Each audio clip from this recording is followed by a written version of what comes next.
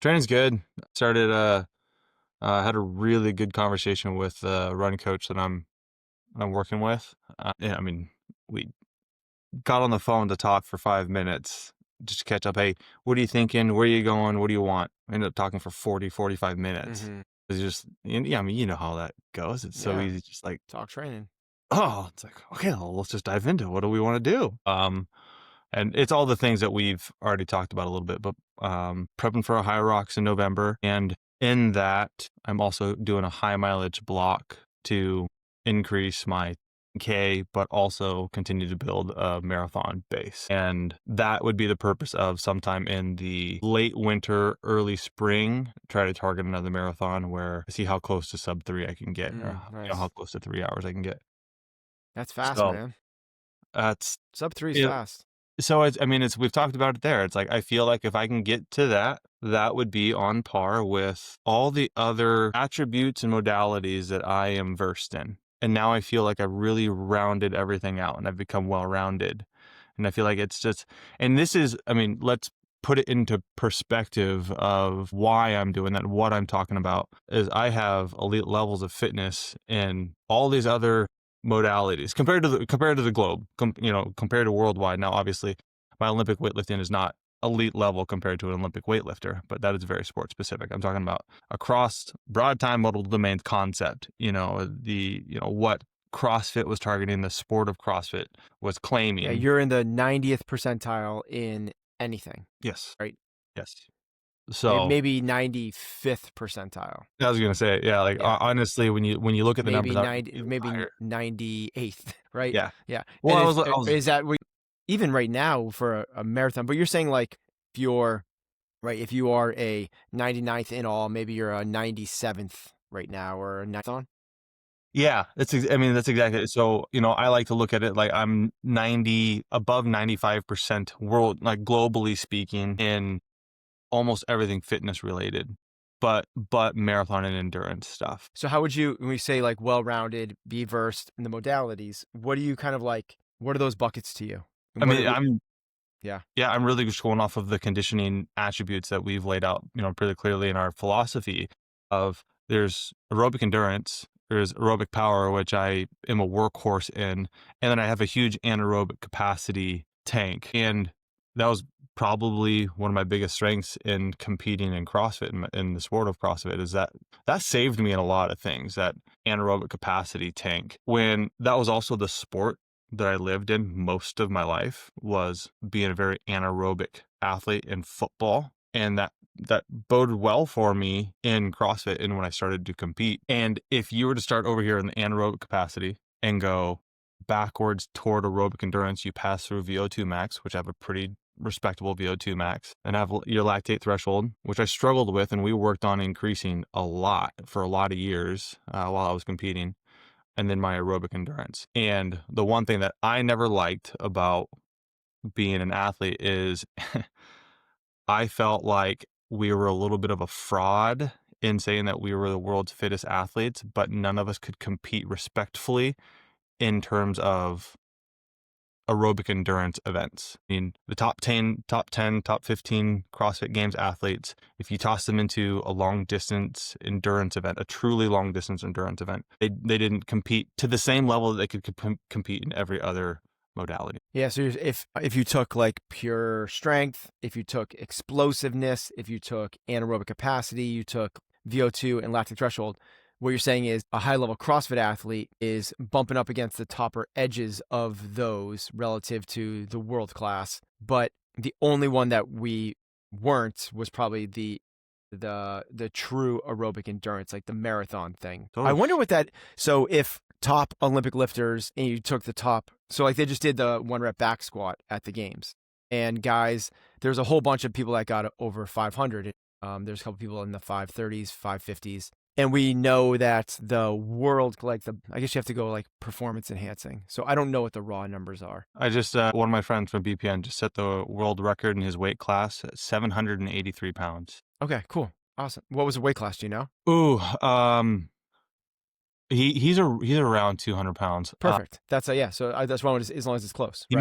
He might be a little bit higher. Yeah. So like, what percentage of that is 700 to 500 and or 750 to 550 for the upper echelons? That's what that's an 80%, maybe a little more. That's a 85 percentile. 550 is 73% of 750. That's what a Yeah. 550-pound Cool. squat. Then I wonder what a you're probably right then, because like if it's a 2 hour and 10-minute marathon, what is, I think CrossFit Games athletes, they'd be in that 3:15, so an hour slower. That's probably more like the 66%, right? I don't think they would. That's my contention. Is I think that I think you would have the fastest would be 3:15, maybe one person just below 3:15, and most everybody else on the male side. I'm Yep, talking about male side. sure. One female would be as fast as the men she usually is. Sam Briggs. Precisely. Christy Aramel. I They'd go all, back to Sam Briggs. That's like that's where I go. That's where my head goes. Back to like the yeah. 2015 Yeah, times. precisely. But then all the other men would live in the 3:45 to 4 hour range. You think so? I do. I absolutely do. I mean, I ran a 3:44 marathon, my first marathon. I ran a 3:44. And that was in Yeah, 29. that just really speaks to it then, because you know that event that they just did was started with a 4 mile run, 3K row, and then another 2 mile run. That's a pretty damn good threshold test, not endurance threshold. So they're all finishing in a sub an hour. So that's very thresholdy, as you said. That's where we lived as our sport. And those guys are running, 520 miles for 5 or 6 miles. So it is really interesting that it's just to double down and agree with your point. That's a pretty damn high level capacity. But when you get towards the pure endurance, your contention is that we are not there. We're more in the 65th Yes. percentile, whereas everything else we're in that 75th percentile. That's my contention. And I can even break it down when I have gone through and looked at all of my running numbers now, because I have done everything up to a marathon and everything in between, from a 400-meter, 1 mile, 5K, 10K, half marathon, so on and so forth. When you look at all of those and you look at how they compare to one another, as soon as you get to the half marathon and marathon, there's a huge drop off for me in terms of what would be considered respectable in the 98th percentile globally. And to your point, that is actually roughly what I'm targeting, above the 95th percentile globally. And maybe it speaks to, oh, go ahead, sorry. I was going to say my 5K, pretty darn strong. Okay, a little bit weaker, but still fairly strong. The half marathon start to fall apart, and then the marathon is just not as competitive. Yeah. So just to highlight that again, kind of the continuum, on the highest power side and the shortest amount of time, we have explosive power, right? Broad jump, vertical jump, 1 rep clean, jerk, stuff like that. Then moving down, you have absolute strength, which is your dead, squat, bench, that type of stuff. Little bit slower, not much, but not quite as powerful and explosive, but really, really high on the spectrum. Then you get towards some other things probably in between, but the first one that we highlight after, yes, there's strength, endurance, and speed, power, and stuff like that. But really the next one we kind of go to is that anaerobic capacity. And as you said, that's a big part of our sport, is just like how hard can, like, think assault bike intervals, right? Just like crank it super high. And you being a former football player, it's what you excelled at in a sport that already excels at that. And I was a track athlete that specialized in the 300 hurdles. Yeah. So then from there, we go towards down a little bit is VO2 max, which now we're talking things that last probably in that 7-9 minute range. And this is the sport of CrossFit. Mm-hmm. This is where these guys just, are, for such big muscular athletes, have incredible aerobic capacity in this VO2 max domain. Then lactic threshold, even pretty strong, right? 20 to 60 minutes. We haven't that's where we are. But when you get towards that aerobic endurance, to your point, when you get out towards 90 minutes, 2 hours, 2.5 plus, certainly for me, more closer to the 3:45 or 4 for a marathon. That's where our sport is not in the very upper echelons of that. No, and it's because it hasn't been tested either. Like it doesn't get tested. Well, excuse me, it has been one time, the marathon row. Right. Right. Yeah, but even marathon row, I would wager that because of it's done on a machine, mass Hmm. moves mass, and Right. it's I was just going to say the same thing. yeah. So it's like yeah, the intention there was to who has the best aerobic power. But if you look at the leaderboard, it kind of literally goes height and weight on Yes, down. it did. It did. Yeah. So Yeah. yes, it would have beaten Pebble more, but a half marathon run probably would have been a better test than a full marathon Well, I row. mean, it would be the same. Like if we, like say we did a 3 hour echo bike test and you had Colton Mertens get on the echo bike. He doesn't have the leverage that James Sprague does, or the height and the power and Yeah. everything. It's not a test of aerobic power at that point. Mass moves mass. It's one of the reasons that Aerobic this is endurance. what's really interesting is I had this conversation recently that what benefits you on the machine punishes you on the road. Mm. So if you're a cyclist and you're 270 pounds and you're going, everyone knows this when they do the 50 cal test on the assault bike, right? So if you are, let's say we're going to do a FTP, when they do the FTP test, functional threshold power, 20 minutes, average wattage times 0.9, then the big thing that you actually, what people don't talk about, the actual thing that you do there is then divided by kilograms, Right. your body weight in kilograms. Exactly. Because, especially on a bike, if you're 240 pounds, you will turn those pedals at a much higher Mm-hmm. Mm-hmm. wattage than if Mhm. you're 135 pounds. Totally. If that's the case, why are Tour de France cyclists 135 pounds? Because what benefits you on a stationary bike punishes you on the road, because the road, you have gravity and you actually have to move yourself across the earth. It's also why It's relative.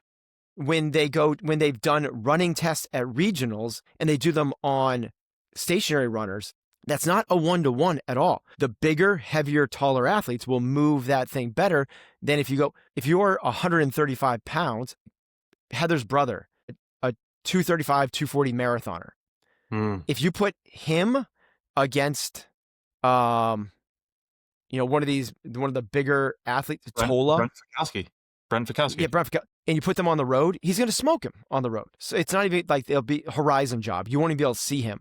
A 6'2", 220 pound athlete will beat him on an air runner. Oh yeah. And it's Yeah. why one of those things like you got to it's one of the that's why I loved when they actually at the games got on bikes, like real bikes. Right. Plus the coordination also, and everyone should be able to ride a bike, but get out of the gym. It is one of those things that if we're going to test the bike because it is the test of the aerobic conditioning, it doesn't work as well on the stationary stuff. Yes. Training, Exactly. Yeah. phenomenal, right? Training. Phenomenal. Totally. Yeah. Totally. But it doesn't turn. This is actually really interesting because I recently looked at Eliud Kipchoge's average wattage that he runs during a marathon, and I am within something like 95% of the same power he produces during his marathon versus my Right. marathon.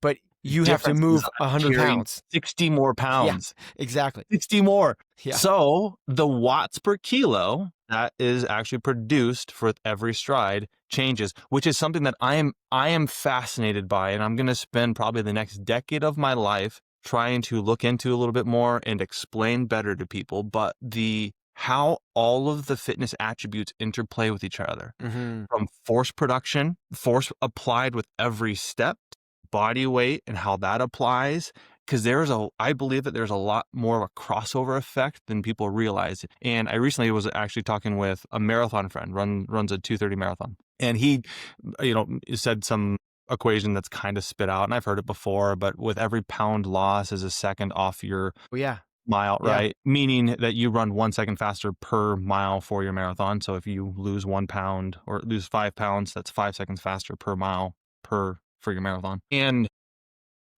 I would personally make the argument the other direction too, is if you add, say, 10 pounds to your back squat or hex bar deadlift, you're also going to run faster. And so there's more of a beautiful blend between strength and power. And I say power because it's the expression of strength, how quickly you can apply that, how effectively you can apply that power. And so we are talking about aerobic endurance. Yes, we're talking about aerobic power and how that translates in lactate threshold.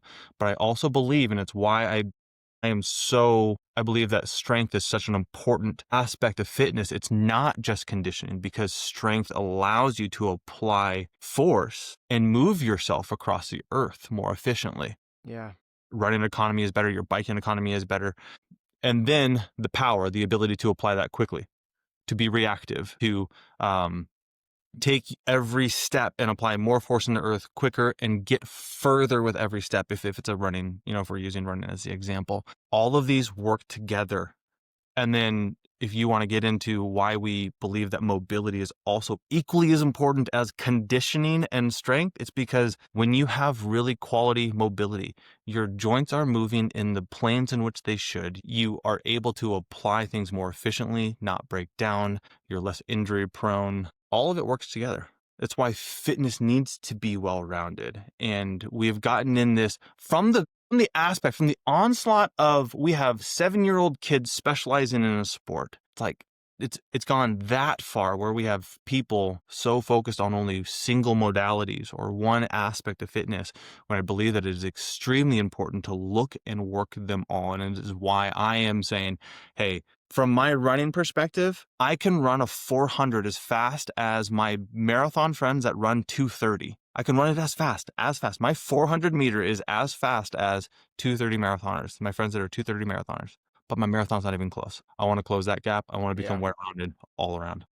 Yeah, I love the well-rounded, and it all works together. And there's so much that goes. People find their thing, right? And it's not. There's nothing wrong with that at all, right? You find your thing and you want to excel at, especially if you are earning an income from it, right? Sure. Yeah. But with the well-rounded, the really kind of like easy way to say that is heavy, fast, far, and free, right? We want all that. We want it all. Like, we want to be able to lift the heavy weights. We want to be able to move very fast. We want to be able to go far, which we're talking about now. And we just mentioned is the mobility, and do it pain-free. The going back to the body weight relative to wattage, Lance Armstrong, when he was training, his coach Chris Carmichael was one that really popularized this. If they had a FTP, they called it like functional power, which is what can you hold for an hour? And there's bonkers tests about this. There's in the velodrome, like who can bike the farthest in an hour. It's one of the most painful tests that there possibly is. Not really. But it was, if they knew, so the Tour de France happens in July. They knew in April if they were going to win the Tour de France. If they had a 6.5, they would win, because no one else was above 6.2. Like, literally nobody, ahead of time. It's basically like, we're going to build a car. Our car goes 200 miles an hour. The next fastest car is 180. It's like, now all we have to do is not crash. And they set up their team so that they didn't crash. He won, I think, 6 Tour de France's. In 2 or 3 of them, literally every single rider experienced a crash, a mechanical breakdown, or a flat, except for Lance Armstrong.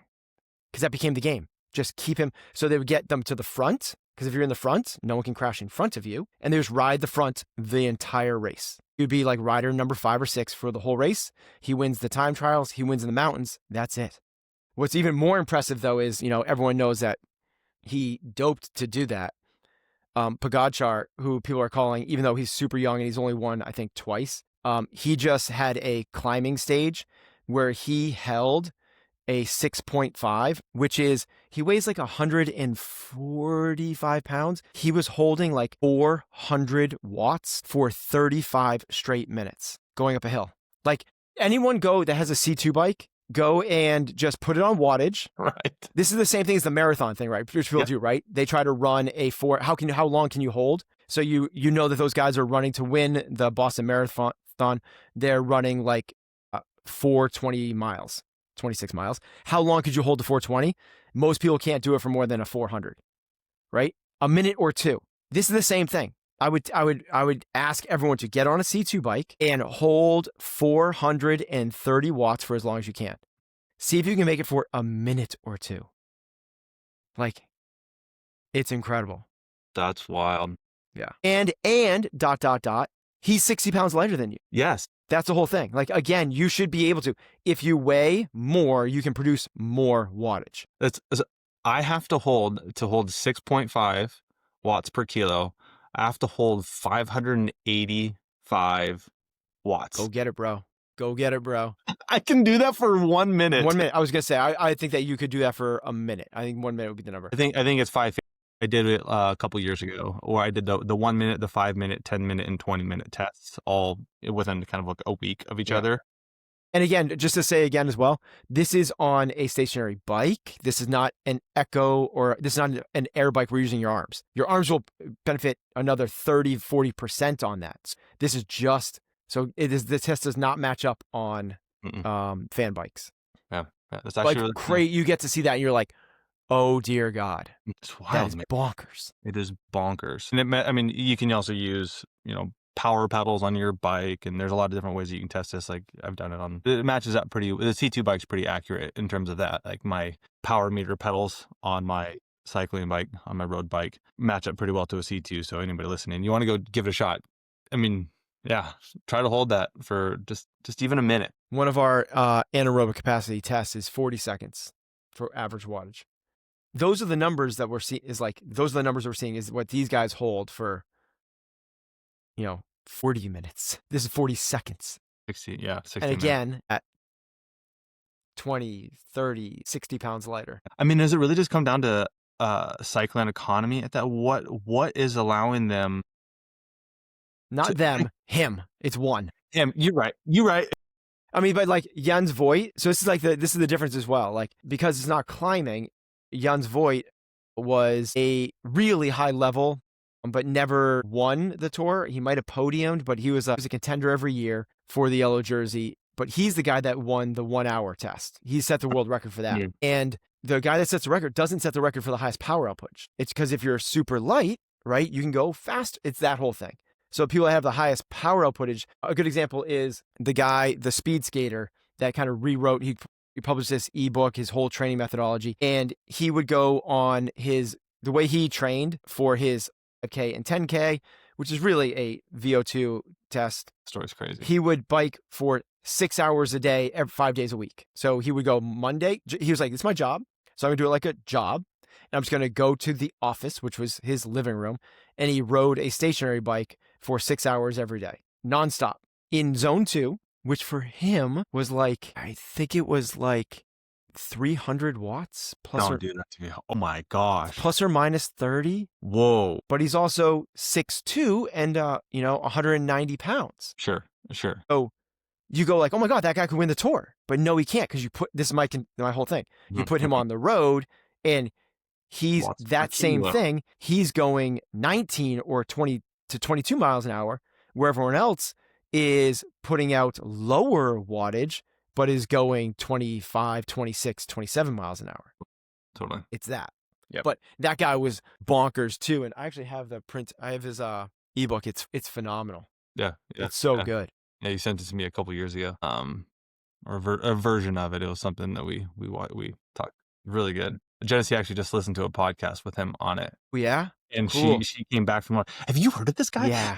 And I was like, yes. And we like nerded out for like 15 minutes on him. Well, the cool part is like his transparency about it, right? He's a totally different approach. I'm just gonna, to your take, like aerobic endurance, this thing. If it is the base, I'm gonna build. His whole contention was the person that can do the most. He's basically, what he's saying is, what I do is not fast, right? He's basically, if you to bring this to like running world, he is essentially like a mile and a halfer and a 5Ker. Those are the two events he would do. So in that, 2 mile to 5 mile. Anyway, he's doing that like 15-minute range. And he's like, we're not fast. The speed guys are fast. So for me to go around a track at that, like, I don't have to be super fast. I should have to be able to hold essentially on the running track, a 35-second 200. As you know, 35-second 200 is not that fast, right? The top athletes do that in under 20 seconds. So all I have to do is, if I can do the most 35-second 200s in training, I'll win. What he didn't do was a whole bunch of 35-second 200s from the get-go. He did 6 months of 6 hours a day in zone 2 to build up this huge base so that he could recover from those when he got to them. And then he did a couple month lead up to just kind of peak. You're getting into something that I think is really fascinating. And again, it's one of the things I'm exploring in my own fitness, and especially when I'm doing more marathons, and something I'm really interested in. And It's at what point is it as beneficial to focus on high intensity interval training and the long, slow distance build the base? Because there's two different physiological functions that is occurring that allows both of those to be expressed. And they both improve your VO2 max, something that we both know and understand deeply of the importance of from longevity standpoint, quality of life, vitality. And again, it's also why we believe that aerobic endurance is as important as it is. That builds a really strong foundation for your VO2 max to grow, to be bigger. And then high intensity interval training, the increases of your anaerobic capacity is the expression of the mitochondria and the muscle cells and their ability to process metabolic waste and oxygen in the tissues. And I would be interesting, I don't remember, did he do much high intensity interval training in conjunction with that? Like when you Yeah, said, he took a very periodized approach, right? So he did the majority of his year was he also did long distance running as well, where he would do ultras, mhm, and he would mhm, do 50 to 100-mile races. He would mhm, do a couple of those in the early part of the season. Then he switched to bike because he realized it didn't beat up his joints and his Achilles as much. Um, he basically spent no time in the gym. He's like, I don't need to be stronger for this. So I'm going to just build up its huge aerobic base to allow myself to recover when I get there. They spent a little bit of time working on essentially these uh, one laps, right? So it'd be like a lap or a lap and a very short rest. Lap, very short rest. You do that like 5 or 6 times, I believe. Take like a 4-minute rest and do it again. And you do like 3 sets of those. was he And was, yeah. because he said like it's not I don't need to go faster than that. So the high intensity only became projected game day race pace. Yeah. He didn't over go the speed But or the strength stuff. his event is at 100% VO2 max expression. So he was training his intervals at 100% of his Yes. VO2 max. Yep. And so he was doing high intensity interval training. And that's what I was wondering about. Yes. He built one end, his aerobic base, his aerobic endurance, and then peaked Yep. the other And he side of only had one other, which was like basically there was like the big base, there was the build, which was what I just explained, if memory serves, and then there was a peak, Mhm. which was basically bring the volume down and to allow yourself to recover a little bit and kind of really just focus on that game day speed. And to bring this back And that into was only like 2 weeks, I believe. yeah, for sure. Yeah. But to bring this back into worldview for people, because this is, so like we said, somebody who was doing this as a job, it was their job, this is his sole focus, so he could periodize this. It doesn't have to be periodized. This can all be done Yeah. together all of the time. And is why we are a concurrent training program and why we look at it from that perspective. Go run your, even in my marathon training and what I'm doing, yes, I am running 5 to 6 days a week, fairly easy, but I am also doing a minimum of 3 hard, high intensity pieces throughout the week, lifting a minimum of 3 times throughout the week. And then doing, if I have time outside of that, then I will do some other accessory stuff. But for the most part, that fills up the time that I allot myself for training these days. So just wanted to bring that back into worldview for people because, vast majority of us can't do that. I got a great decade of it where that was my job and I could do that, but I'm not in that place anymore. That's right. Yeah. We're not competing in aerobic and we're not trying to maximize aerobic, right? As you just said, we're trying to maximize the well-rounded aspect. And we want to do that until we realize that another low-hanging fruit has identified itself. And then we want to Hmm. start picking at that fruit. Which I have a follow-up question for you next time. We're going to talk about what are you trying to kill off, but we'll talk I about that love it. next time because that's going to be a fun conversation. Cool. So, brother, thank you. That was fun. Fun stuff, man. Thank you.